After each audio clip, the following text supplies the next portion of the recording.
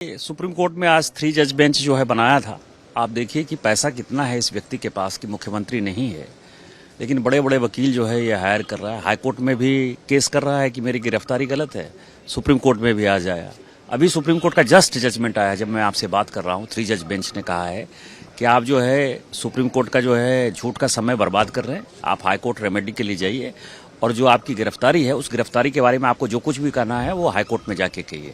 इसका मतलब यह है कि सुप्रीम कोर्ट ने यह माना कि जो गिरफ्तारी हुई है उनकी, उसका जो विषय है वो हाई कोर्ट का विषय है, सुप्रीम कोर्ट का विषय नहीं है। आपके पास पैसे हैं तो आप बड़े बड़े वकील को हायर करके कुछ करते हैं, और हाई कोर्ट ने इसका डेट जो है 5 तारीख को दिया हुआ है, रिमांड पर आएंगे और मुझे लगता है कि बेहतर होगा। और जो ईडी ने कार्रवाई की है मुझे लगता है कि उसको सभी लोगों ने अप्रिशिएट किया है, क्योंकि जिस तरह का करप्शन झारखंड में था और जिस तरह से बड़े दादागिरी के साथ ये करप्शन कर रहे थे, उसकी जो एक परिणति है, माननीय प्रधानमंत्री जो कहते हैं न खाएंगे न खाने देंगे, और वो जो इसके खिलाफ रहते हैं, उसका अंतिम समय अब आ गया है। लेकिन सर, इंडिया ब्लॉक के कई ऐसे नेता हैं जो कि सोरेन के साथ खड़े नजर आ रहे हैं और कह रहे हैं कि इलेक्शन से पहले ये ईडी का दुरुपयोग है।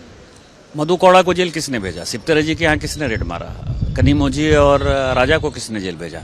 उस वक्त जो है ईडी और सीबीआई का दुरुपयोग नहीं हो रहा था। ये अपने दिल से जानिए, पराये दिल का हाल कह रहे हैं। ये सभी जो है उसी मानसिकता के रहे हैं। इन्होंने बहुत दबाव की राजनीति की है, एजेंसीज को जो है इन्होंने अपने उपयोग के लिए किया है। ये माननीय प्रधानमंत्री जी, मोदी जी की सरकार है, ये बड़ी ट्रांसपेरेंट तरीके से काम करती है। और जो भी चोर होगा, पैसा हमने रख दिया क्या हेमंत सोरेन के यहाँ? 36 लाख रुपया हमने रख दिया क्या? 82 संपत्ति जो है बेनामी हमने रख दी क्या?